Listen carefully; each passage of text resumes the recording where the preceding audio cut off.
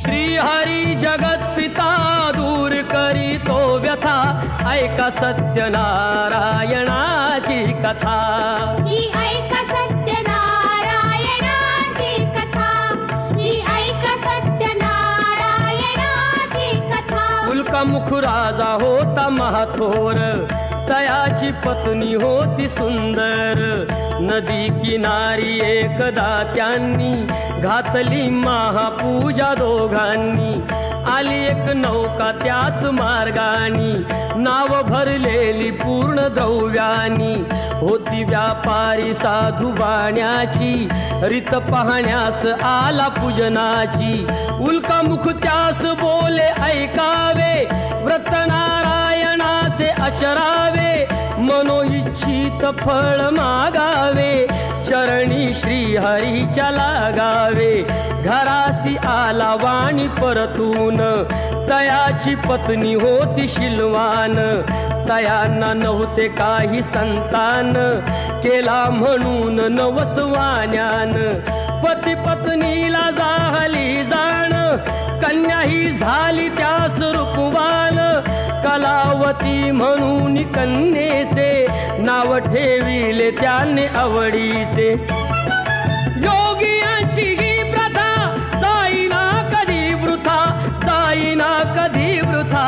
ऐका सत्यनारायणाची कथा, ही ऐका सत्यनारायणाची कथा। लीलावतीने काही दिवसान, दिली नवसाची त्यास आठवण। बोल पत्नीचे ऐसे ऐकून, दिले उत्तर साधू वाण्यान। लग्न कन्येचे होता मानान, करीन पूजा मोठ्या थाटान। दूत कांचन नगरी धाडीला, वर एक वैश्यपुत्र ठरविला। केले हो कन्यादान बापान, विवाह पार पडला थाटान। व्रत नवसाचे गेला विसरून, म्हणून रुष्ट झाले भगवान। जावयासह आला तो वाणी, करण्या धंदा आपला मानानी। नगर ते होते चंद्रकेतूचे, इथेच ग्रह फिरले दोघांचे। चंद्रकेतूच्या महालातून, चोराने द्रव्ये नेले चोरून। राजदूताने पाहिली चोरी, आला तो चोर वाण्याच्या दारी। चोरीचे द्रव्य तेथे टाकून, पळाला चोर दूत पाहून। साधू वाण्यावरी आला आळ, केले दोघासी कैद तात्काळ। करता आणि करविता, काय घडवितो आता, काय घडवितो आता। ऐका सत्यनारायणाची कथा, ही ऐका सत्यनारायणाची कथा। लीलावतीस दुःख बहु झाले, घरीही द्रव्य चोरीस गेले।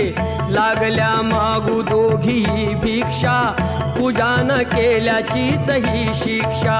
होते ब्राह्मणा घरी पूजन, आली कलावती ते पाहून।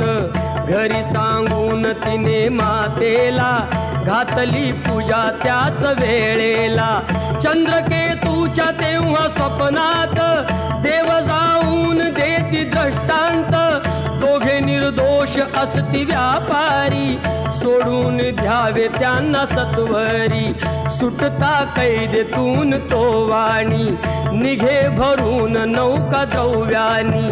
झाली इच्छा तोच देवाची, परीक्षा घेण्या साधू वाण्याची। येऊनी त्यास म्हणती भगवंत, ठेविले काय आहे नौकेत। म्हणे तो नौका आमची तरलेली, वेली व पाण्याने भरलेली। हो खरे तुझे हे बोलून, यती ते दूर बसले जाऊन।